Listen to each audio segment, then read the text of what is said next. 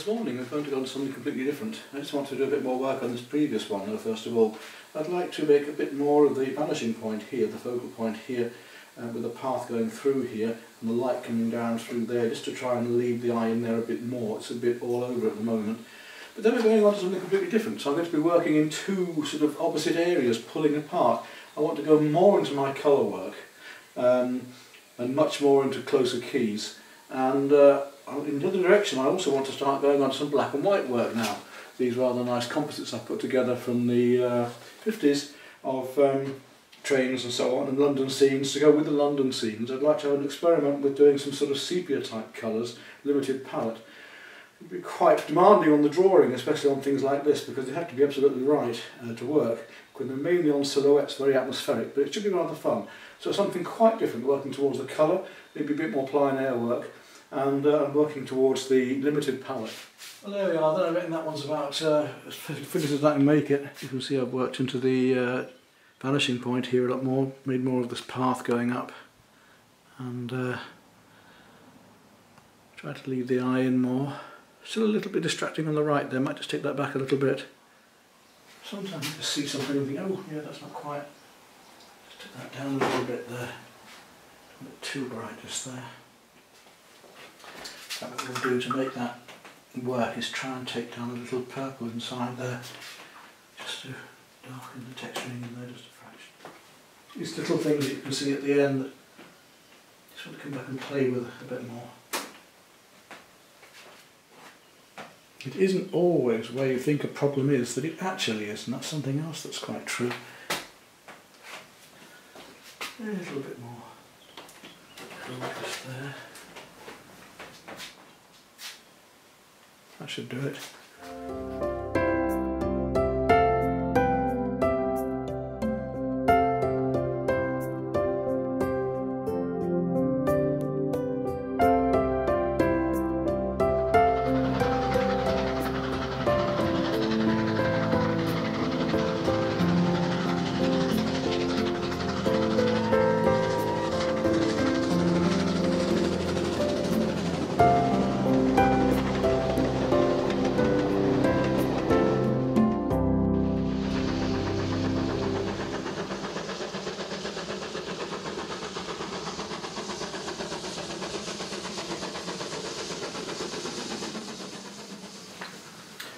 Okay, so I've prepared now for this next painting of the railway station, one with limited colours, more like sepia, and I've used 1/4 inch MDF here rather than canvas, a bit cheaper as well.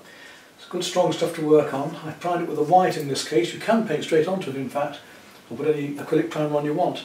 But I put a white emulsion on and then drawn over it, ready to start painting. I thought white because it's going to be a tonal piece.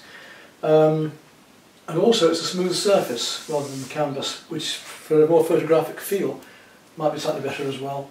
So we'll start working into this with just a few colours. We're certainly going to be using burnt sienna, yellow ochre, white, black. I've got my drawing done now. It's quite a complicated piece, and in fact, you know, it's quite daunting as to how to approach it really, because there's so much going on. What I decided to try and do is use the rollers again. Let's use a sponge roller for doing one of these crisscross braces and lines in the station and the darks, and I'll start by working that up, I think, with the roller. Just see how it goes, mid greys first, then going to darker, and then gradually going lighter, and see if we can build up this effect of light. Now it's a photograph, and of course it's a composite photograph, and I don't want to be turning out a reproduction of a photograph. This is a painting, so I do want to have the more contemporary painterly feel to it. Rather than, if I was going to just try and reproduce the photograph, I'd use brushes only and I'd go very, very finely into it. With this I want to get more an effect of an impression, the impressionist painting, but in tone rather than full colour. So we'll just see how it goes. I mean, I really don't know. So I'm going to start then by using black and white, but tinted with yellow ochre and a little touch of burnt sienna. So we'll see how that goes. So use a nice big chunky brush first of all, mix up the paint, my palette down here. Some white straight away, just to give it some body, even though I'm going to use black with it. Mix plenty of it because I want to get my roller nice and wet with it. A little bit of yellow ochre now. I've got a nice grey on my brush there, look. I'll put a little bit of yellow ochre into it now, that's better, to give it a more sepia tint. Maybe the tiniest touch of burnt sienna, just give it a bit more warmth. So let's try that and see how that goes. Let's make a bit more yet just to get it going, but we'll see. Right, let's try that straight away. And the biggest of these lines is this one. See how that goes.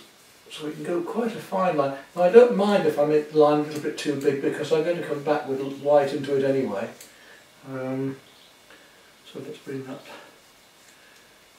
the cut back into this with the white later. But rather than painting all of these lines with the brush, I'm going to use the edge of the roller first of all, just to give me this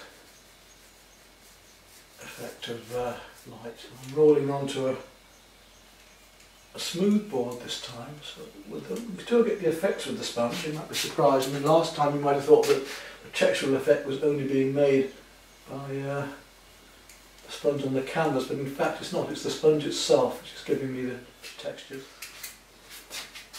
All experimental again. I've not done a painting like this one before, so it's totally new to me, and although using the sponges isn't, this actual way of doing this type of scene is a new one for me. So we don't want a photograph, we want something that's using the photograph. A little more yellow ochre into that, just a bit more of a tint. So I don't know how this is going to work, but we'll see. I can just see my underdrawing through this. Know where I'm going, because I've got to keep drawing with the sponge. People, as I say, I've said it before, but don't forget that drawing is with shape as well as line. This is quite a warm dark then. I'm adding burnt sienna and a little yellow ochre to it to try and keep my sepia tones going. I can lighten these darks later easily enough just by going over with a lighter grey, just gently almost glazing over here.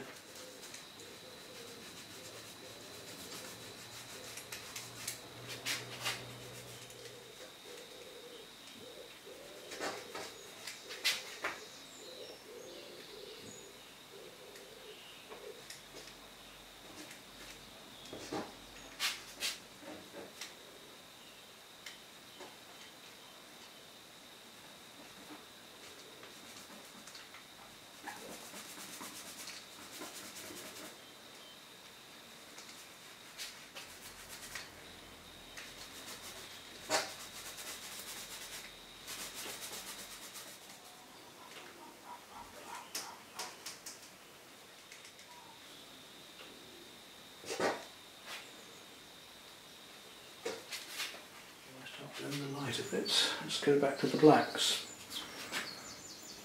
Put some more out actually. And you'll see what I mean about not doing just a photograph, but using the photograph in this painting. We get this effect of light, which is the first thing we're after. This wonderful steam and light that's going on in here.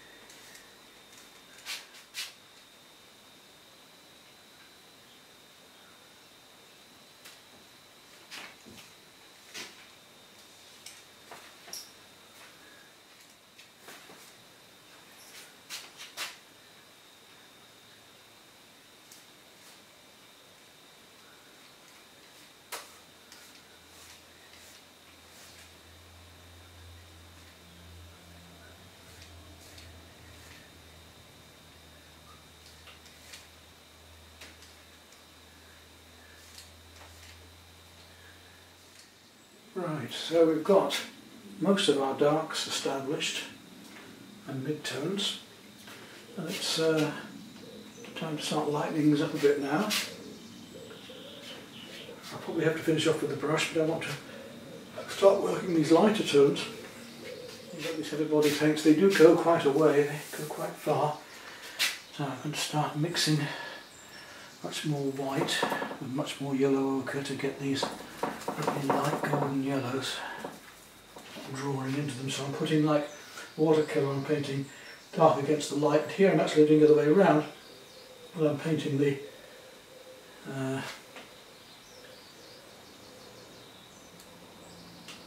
light against the dark on that person's head. An impression of the sea going on. I'm going to want a lot more yellow ochre in this to get the sepia tint.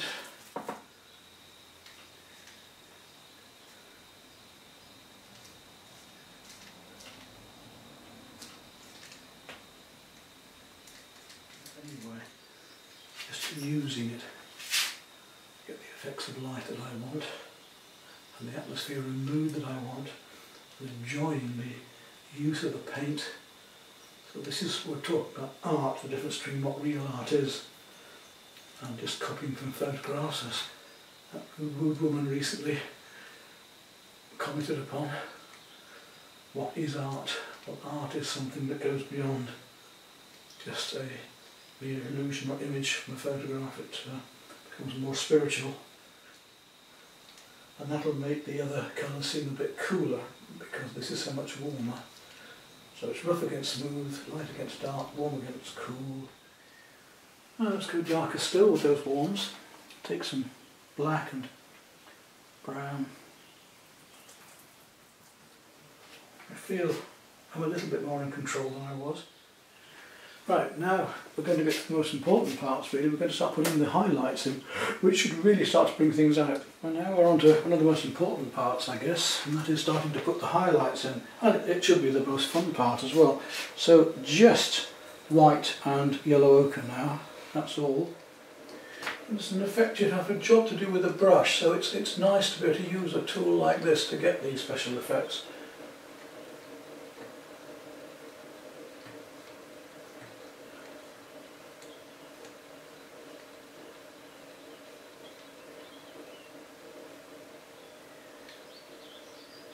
Go right the way back to the back there.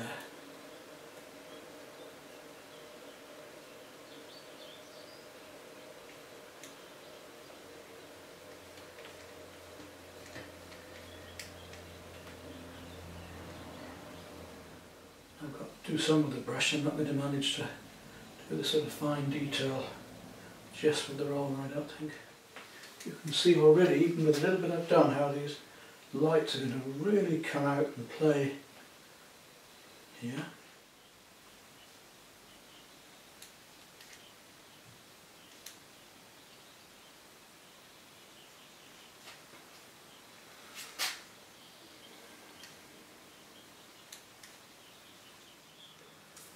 Just can't drag myself away from it for the moment. I'm going to have to go back in with some darks here and there, I can see, but that's not a big worry.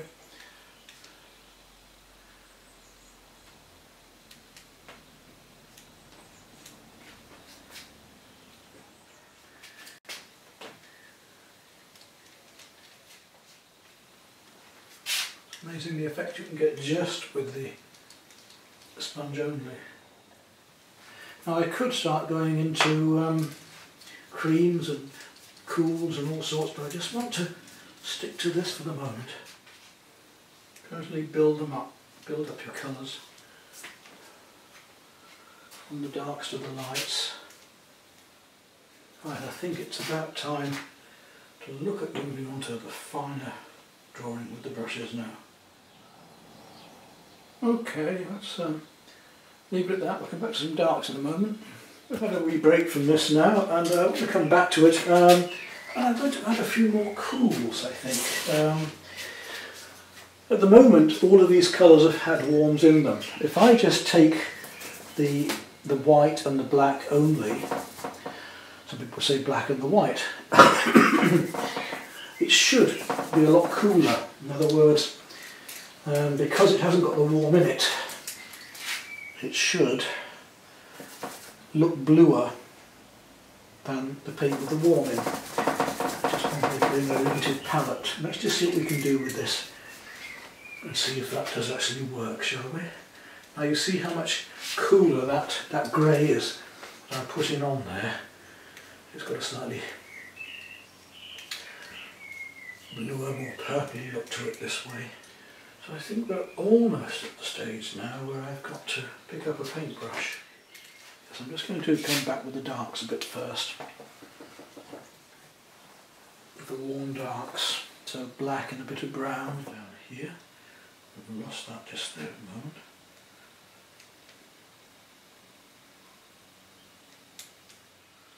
And the picture starts to take a much more defined path and shape. I'll do all I can with the roller for these final marks. I'm going to need to go to a brush, I think, soon, very soon, because I need to get some much finer lines here, for instance, on the railway lines and areas like this. Right, I think I've got to go on to the brush, regrettably. I was quite enjoying working with the rollers.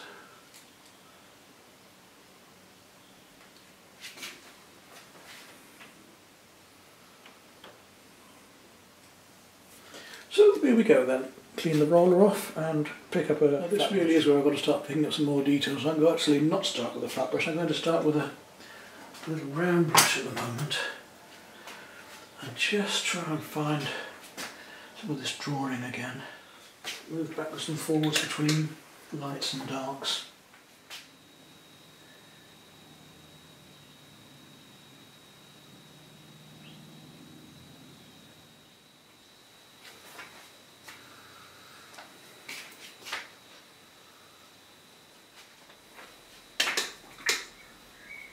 And correspondingly, the shadow somewhere that we've missed, need to put those in.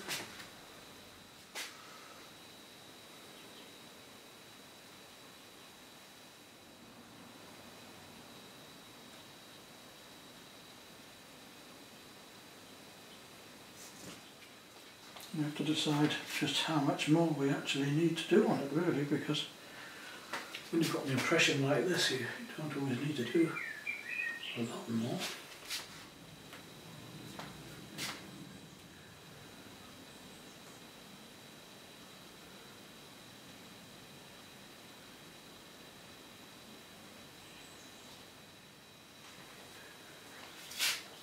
That has to be the stage where it's really at its maximum. It can't be far off now. These little marks absolutely right, because just one little mark that's wrong could totally throw things out.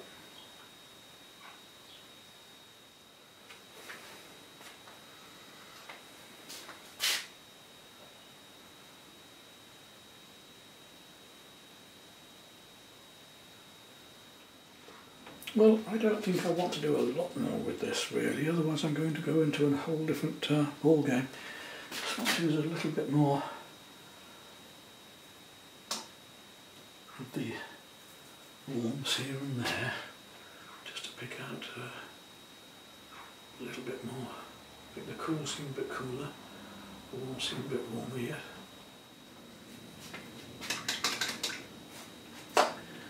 Hopefully, just finally, I'm hoping a bit of pure white, maybe a tiny touch of, just finish this off. But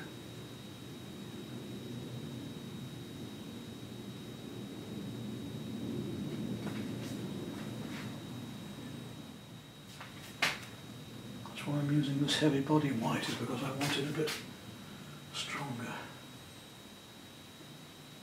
Places like that.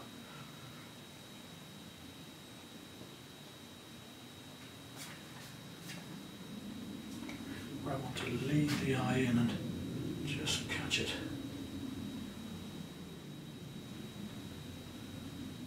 I think I should call it a day at that really, otherwise I'm going to be fiddling with it forever.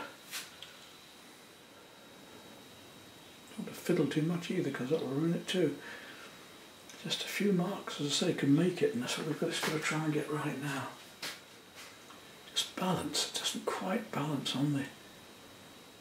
And a mark as small as that can make a difference. A bit more darks over that far side maybe. Just a little bit more. There we go, let's drag it to the right a bit more. We'll call it a day at that, I think.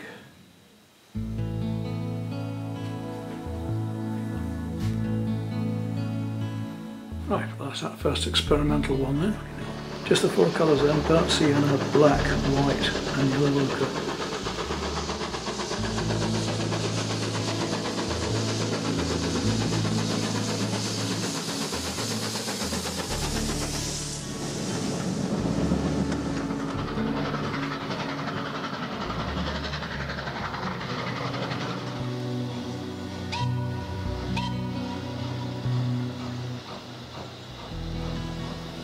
Nice impressionist way to paint, using the roller at first and then finishing with the brushes as before. But this time with a much looser palette and on MDF board with a white primer.